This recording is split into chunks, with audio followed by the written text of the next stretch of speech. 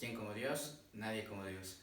Bien, en este momento vamos a tener una pequeña charla, cortita, pero que es súper importante para nuestra vida diaria y que sobre todo es el centro de nuestra vida cristiana. Entonces nos vamos a disponer para escuchar esta charla, para que sobre todo cada cosa que hablemos en este momento nos llegue a nuestro corazón, más que a nuestra mente, a nuestro corazón. Entonces vamos a poner nuestras manos en posición de recibir. Vamos a clamar al Espíritu Santo para que nos llene con sus dones y nos ayude a comprender este misterio tan grande del amor de Dios. Llamamos al Espíritu Santo con voz fuerte. Ven, Espíritu Santo, ven por medio de la poderosa intercesión del Inmaculado Corazón de María, tu amadísima esposa. Ven, Espíritu Santo, ven por medio de la poderosa intercesión del Inmaculado Corazón de María, tu amadísima esposa. Ven, Espíritu Santo, ven por medio de la poderosa intercesión del Inmaculado Corazón de María, tu amadísima esposa. Amén. Amado Señor Jesús, te pedimos que en este momento selles con tu sangre preciosa nuestras mentes, nuestros corazones, para que el mensaje que nos quieras transmitir, para que estas enseñanzas y tu amor no sea interrumpido por las acechanzas del demonio. Que solo seas tú, Señor, el que obra en nosotros y el que abra nuestro corazón para entender tu maravilloso amor. Gloria al Padre, y al Hijo, y al Espíritu Santo, como era en el principio, ahora y siempre, por los siglos de los siglos. Amén. ¿Quién como Dios? Nadie como Dios. Muy bien, en este momento vamos a tener la charla de la Eucaristía. Y puede que ya muchos de nosotros hayamos ido a Eucaristías o hayamos escuchado, seguramente, pero aún así, de tanto que conocemos, de tanto que hayamos asistido, o de tanto de lo que yo les hablo aquí en este momento, no va a alcanzar para que nosotros podamos entender por completo este misterio de la Eucaristía. Porque nuestro entendimiento es tan pequeño y no podemos compararlo con el conocimiento de Dios, que no podemos entender ese misterio de la transubstanciación que ocurre en el momento en el que el Padre, en el sacerdote, en la Eucaristía, impone sus manos sobre el cáliz, sobre la hostia, y en ese momento ya no solo es pan, ya no solo es vino, sino que en ese momento se convierte en el cuerpo y la sangre de Cristo. Nosotros no podemos comprender esto, pero nuestro Señor Jesús nos hace ver con claridad que ahí está verdaderamente la fuente de nuestra vida, la fuente del amor de Dios. Es por eso que este es un milagro tras milagro, ¿no? Porque en el momento que les digo que el Padre impone sus manos y ya no solo es pan, ya no solo es vino, sino que es cuerpo y sangre de Cristo, en ese momento ocurre un milagro tan grande que no lo podemos explicar porque es de Dios, no podemos explicar completamente, pero nuestro Señor Jesús nos muestra este milagro. Y nosotros puede que no entendamos de que este milagro podemos decir, no, si solo es pan, si solo es vino, si lo que el cuerpo es el pan, la sangre de Cristo es el vino, podemos decir que es algo simbólico. Podemos decir que Jesús, en el momento en el que le decía a las personas que estaban junto a él que comieran de su cuerpo, que eso les daría la vida eterna, muchas personas pueden pensar que eso solo lo decía por simbolicismo, por dar un ejemplo, como decir, mira, este pan va a ser como mi cuerpo y este vino va a ser como mi sangre. No, es verdaderamente el cuerpo y la sangre de Cristo. Y los milagros que han ocurrido a través del tiempo en las Eucaristías, por eso es un milagro tras milagro.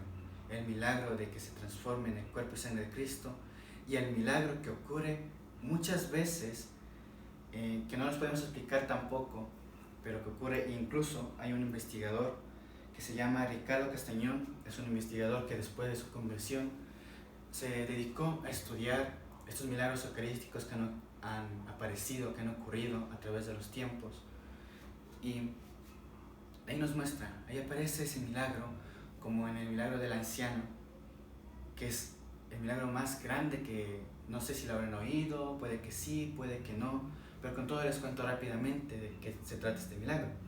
Que en un momento, en una Eucaristía, el padre que estaba dando la Eucaristía tenía problemas de fe, sí estaba decayendo en su fe, como que ya no estaba creyendo mucho en Dios, y se preguntaba si verdaderamente en esa hostia, en ese vino, estaría cuerpo y sangre de Cristo.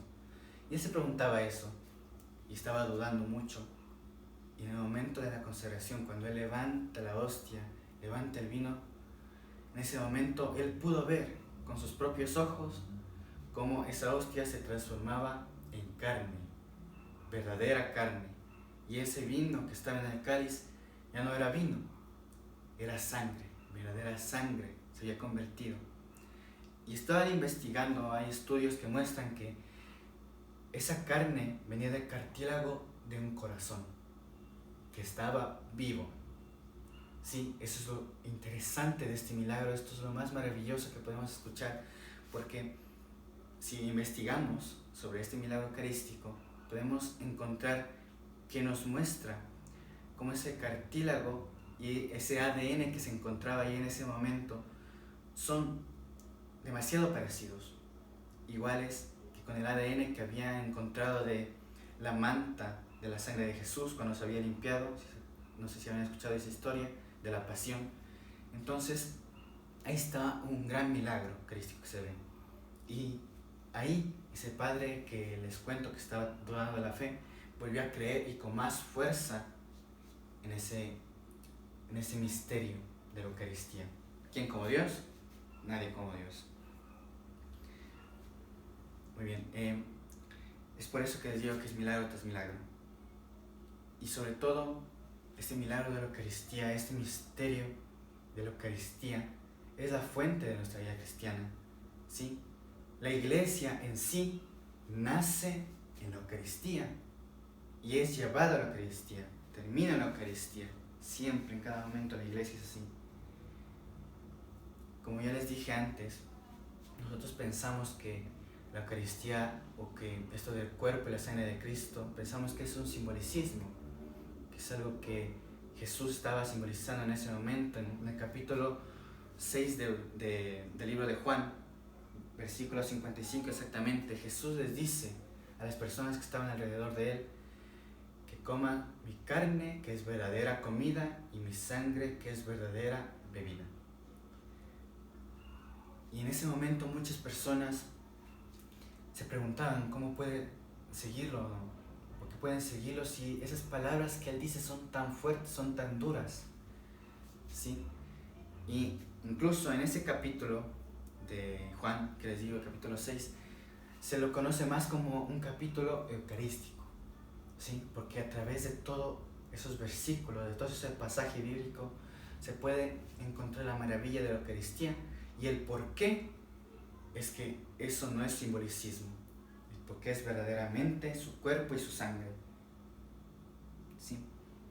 Cuando Jesús dice, esta es mi verdadera carne, esta carne es mi verdadero cuerpo y esta sangre, esta bebida es mi verdadera sangre, en ese momento quita todo simbolicismo, porque yo puedo coger esto, ¿sí? Yo puedo coger esto que es una tableta y puedo decir, esto es una guitarra, la toco, la rasgo como guitarra, pongo los acordes como guitarra, pero no es una guitarra, ¿verdad?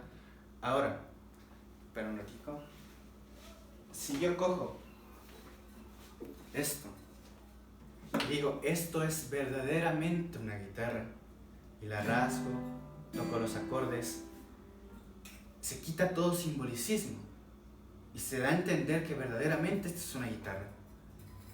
Ahí Jesús, en el capítulo de Juan 6, ahí dice, verdaderamente es mi cuerpo. Entonces ahí podemos entender que no habla de simbolicismo, sino habla de verdad. Y como ya les dije, en el capítulo de Juan, el 6, nos narra muchas cosas que podemos tomar para entender de por qué esto es verdadero.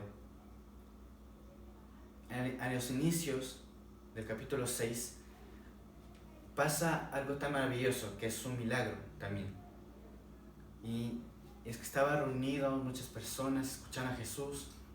Dice que eran más de 5,000 hombres, solo hombres, sin contar mujeres y niños, que que en ese momento solo había 5 panes y 2 peces, ¿cierto? Muchos hemos escuchado este pasaje bíblico y este milagro. Y aquí nos hace entender nuestro Señor Jesús que Él con el pan puede hacer lo que quiera, porque Él es Dios y puede hacer lo que quiera.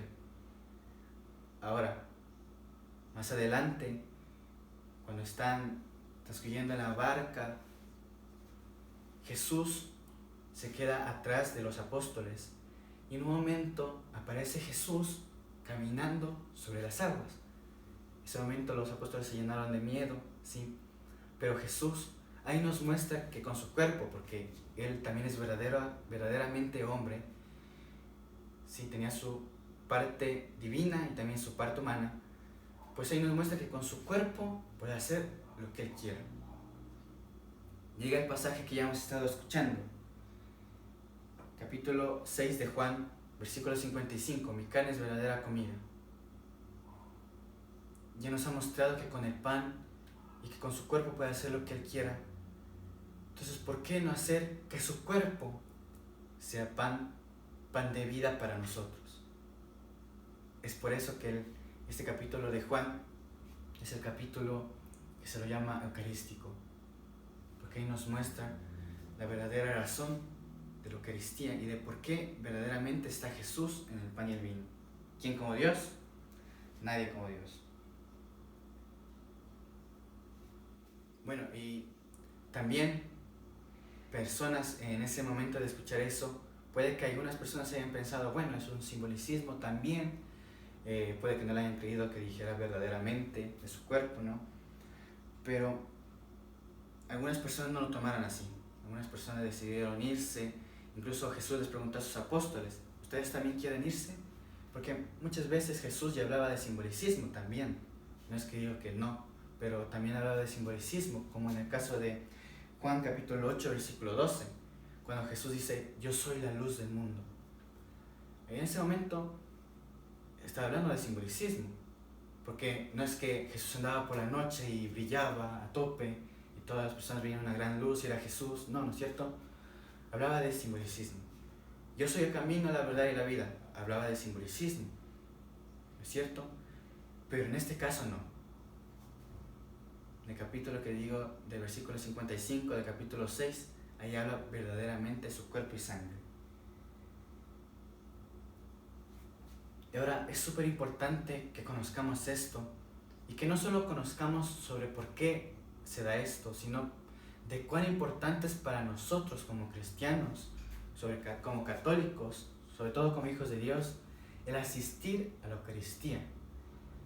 Asistir a la Eucaristía, porque nosotros puede que no lo tomemos muy en serio, puede que no le demos tanta importancia a esto, pero dedicarle una hora de nuestra semana en el domingo, la Eucaristía dominical, es algo tan importante que se debe hacer y ojalá podamos. Ya sé que no es obligatorio, pero por lo menos tratemos de asistir toda la semana, todos los 7 días de la semana a Eucaristía. Sin falta el domingo, eso es por supuesto, pero tratar de asistir todos los días a la Eucaristía. Si se nos complica mucho, porque yo sé que puede haber personas que se les complique por el trabajo, por los estudios o por cualquier problema que haya, si no puedo ir, sin falta el domingo, porque ese es el día del Señor, ¿sí? ¿De dónde viene esto de que es el día del Señor? Porque no sé si se habrán dado cuenta o si conocen de que nuestros días de la semana, lunes, martes, miércoles, jueves, viernes, sábado, contienen y se han mantenido el nombre pagano que se usaba en esos tiempos, ¿sí? Lunes, que viene del dios de la luna en ese tiempo, martes, que viene de Marte, miércoles, que viene de Mercurio, jueves, que viene de Júpiter, viernes de Venus, sábado de Saturno. Todos esos nombres paganos de los dioses en ese tiempo se han conservado en nuestros tiempos, hasta el día de hoy, hasta la actualidad. Lunes, sábado, miércoles, eso, todos esos nombres. Pero el domingo, en ese tiempo se llamaba Día del Sol, hasta que los cristianos decidieron llamarlo Día del Señor, que en su idioma sería Dies Dominicus. 10 dominicos, Día del Señor. Por eso se ha mantenido domingo, porque ese día es tan especial que han aparecido muchos milagros, muchas partes importantes de nuestra vida cristiana, como la resurrección de Jesús, que se tenía que mantener ese nombre cristiano sí por sí, ¿sí? Entonces, como les digo, dedicarle ese tiempo a nuestro Señor Jesús, porque en la semana hay 10.080 minutos, y dedicarle una Eucaristía dominical que dura aproximadamente 60 minutos, o sea, no es ni el 0.1% de todo nuestro tiempo de la semana, ¿sí? Y poner excusas como que no podemos, como que tengo esta cuestión, como que hoy no me tengo ganas de ir, poner esas excusas inútiles, y no dedicarle ese tiempo a nuestro Señor Jesús, va a hacer que decaiga nuestra vida espiritual sobre todo, ¿sí? Porque ahí encontramos la paz, ahí encontramos el amor, ahí encontramos eso que tanto buscábamos en nuestra vida, ese amor, esa paz. Solo lo encontramos en Cristo, solo lo encontramos en la Eucaristía, ¿sí? Y puede que ya nos dediquemos a poner ese propósito de asistir todos los días a la Eucaristía, sobre todo el domingo sin falta, pero hay que entender de que no solo es ir y por ir, no solo es que, bueno, ya me dijeron que vaya o estoy obligado a ir, mis familiares me dijeron que vaya, mis padres, y yo voy así de mala gana, pero ya fui. No, hay que ir con fe, con confianza y sobre todo sabiendo que me voy a encontrar cara a cara con Cristo, ¿sí? Inclusive en el momento de la comunión, en el momento de la consagración también, ese momento en el que ya no es pan y vino, sino que es cuerpo y sangre de Cristo, ese momento sobre todo que es más sublime, tenemos que poner todo nuestro corazón, todo nuestro amor en ese momento, toda nuestra devoción, ¿sí? Porque hay una historia de San Felipe Neri que cuenta que estaba dando la comunión y un señor que le dio la comunión, apenas recibió, se fue corriendo, salió corriendo y se fue de la iglesia, apresurado. Entonces San Felipe Neri dice que escogió a 2 de sus monaguillos en ese momento, les dijo que tomaran una vela cada uno y que lo siguieran. En ese momento los monaguillos estaban siguiendo a aquel hombre, y el hombre, percatándose de que lo venían siguiendo, les pregunta, ¿no? ¿Por qué me siguen?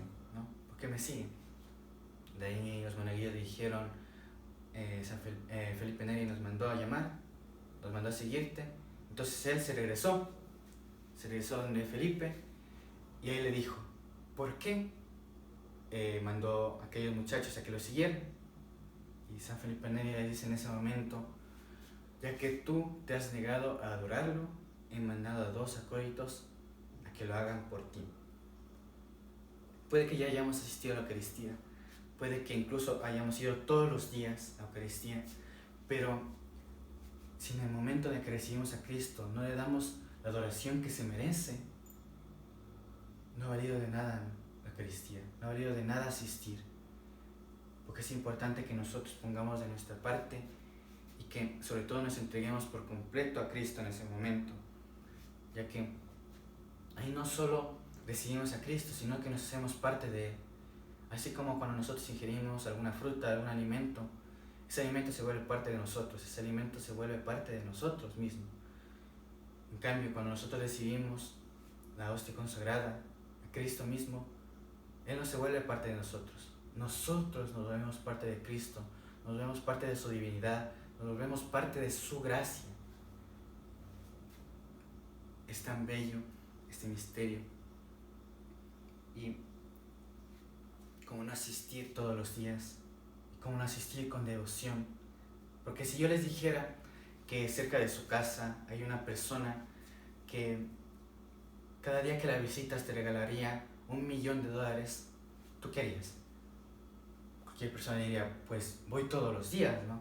Entonces, si nosotros vamos a donde Cristo, a la misa, a la Eucaristía, no recibimos $1.000.000, recibimos algo más grande, recibimos al dueño de la creación, recibimos al Rey de Reyes, al Señor de Señores.